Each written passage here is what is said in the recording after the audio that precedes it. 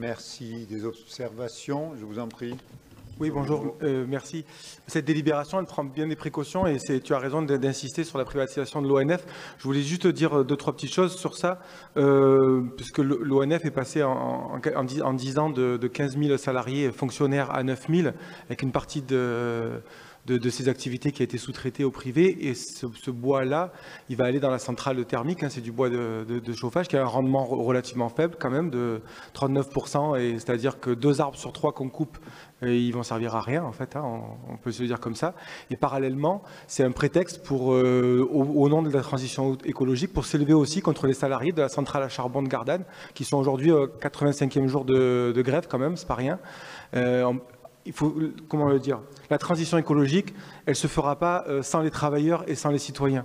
Et encore moins contre eux, quoi. Et encore moins contre la planète, contre ses rivières, ses océans et ses forêts. Voilà, je voulais juste le dire parce qu'il ne faudrait pas que Martigues, on rentre dans le grand marché du bois, mais tu as pris toutes les précautions. Voilà une petite vidéo là, en rentrant du conseil municipal de Martigues à propos d'une délibération que je viens de voter sur laquelle je suis intervenu, je dirais un peu à l'arrache, pour apporter quelques précisions. Donc c'est une délibération qui concerne la coupe d'une parcelle de bois sur Martigues, délibération qui a particulièrement bien été introduite par mon camarade Patrick Cravero. Il a pris toutes les précautions nécessaires sur cette question.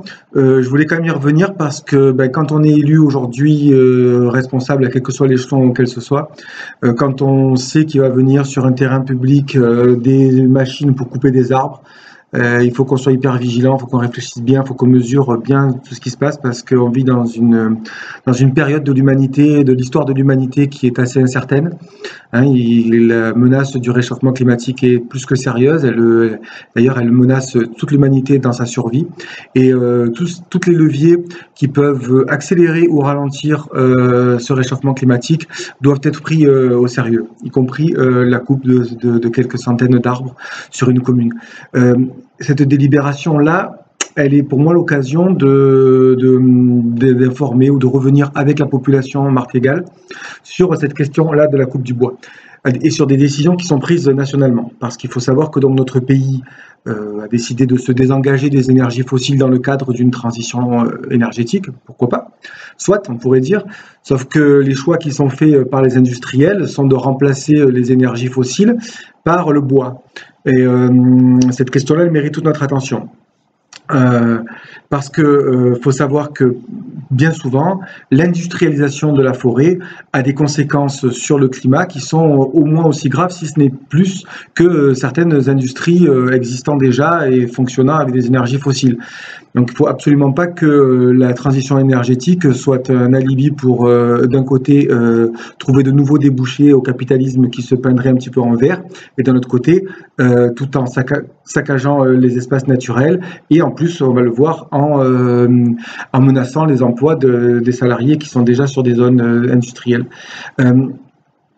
Quand je dis que ces énergies du bois, cette industrialisation du bois, pardon, peut avoir des conséquences néfastes sur le réchauffement climatique, je parle de là aussi bien, quand je parle de ça, c'est aussi bien des bateaux qui arrivent avec du bois du Canada ou des camions qui arrivent avec du bois d'Ukraine ou du bois qui est coupé ici et qui finit la plupart du temps dans des centrales thermiques, comme par exemple celle de Gardanne. Alors, je prends l'exemple de Gardanne parce qu'il est juste à côté de chez moi, mais j'imagine que dans le territoire national, il y a d'autres exemples, je ne sais pas, peut-être vous pourrez préciser en dessous de la vidéo. Cette centrale, cette méga centrale qui a été créée à Gardanne, elle a un rendement pour l'instant d'une trentaine de pourcents, de 30 et 36%. Donc ça veut dire quoi? Ça veut dire qu'en fait, à Martigues, là, 2 arbres sur 3 qui vont être coupés, mais ils vont servir à rien, ok? Et celui qui servira, ça va servir à la production d'énergie électrique. Donc, vous voyez, quand on parle de valorisation de la forêt, c'est pas du tout ça. La valorisation de la forêt, ça pourrait être par exemple de couper du bois pour fabriquer de l'isolation thermique, mais sûrement pas de fabriquer du bois pour fabriquer de l'énergie électrique et encore moins pour rien, puisque donc il y a 2 arbres sur 3 qui vont être consommés pour rien.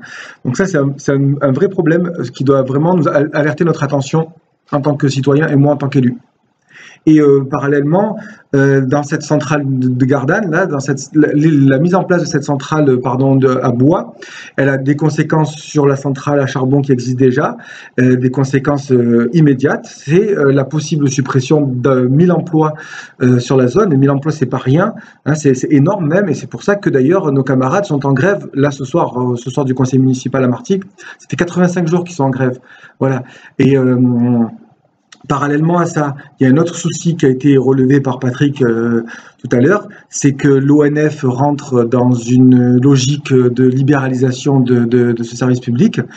Ça se traduit immédiatement depuis ces dernières années par le fait qu'on est passé de 15 000 fonctionnaires à l'ONF à 9 000 fonctionnaires, mais de manière plus insidieuse, ça se traduit par une transformation de l'activité de l'ONF et du travail des fonctionnaires, des forestiers, qui voient leur métier changer, un métier qui était historiquement celui qui était du côté, je dirais, de la sauvegarde de la forêt et de la biodiversité, de la gestion et de la sauvegarde de la forêt et de la biodiversité, à un autre type d'activité qui est plutôt celui d'agents commerciaux, on va dire, du bois, de marchands de bois. Voilà, c'est ce que j'ai dit, je crois, dans mon intervention. Donc, il faut qu'on fasse attention, il faut que ça nous alerte, cette décision, cette délibération, sur la complexité de tout ça, de cette transition énergétique. Alors, je prends une petite précaution quand même par rapport à les réactions que je sais que je vais avoir. Je suis conscient qu'on a besoin d'énergie et il n'y a pas de souci avec ça. Voilà, on a besoin d'énergie, donc ok, il va falloir en produire. Mais il ne faut pas qu'on oublie qu'on a aussi besoin de forêt, qu'on a aussi besoin d'oxygène, qu'on a aussi besoin de pouvoir avoir une température sur la surface du globe qui soit tolérable et qui ne tue pas tous les océans. Donc c'est quand même pas rien ça.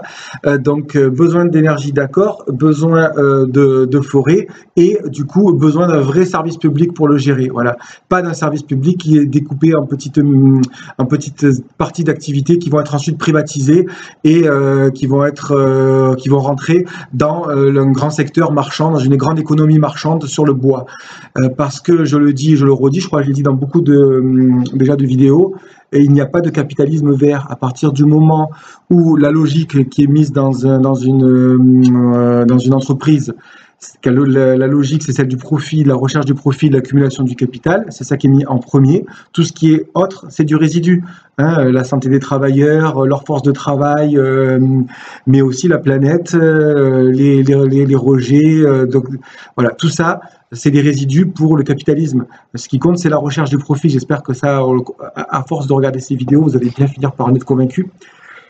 Donc, je finis par redire ce que j'ai dit tout à l'heure, un peu maladroitement dans mon intervention en conseil municipal, c'est que non, on ne fera pas la transition énergétique, la transition écologique sans les travailleurs, on ne la fera pas sans les citoyens. On ne la fera pas non plus, encore moins contre les travailleurs et les citoyens.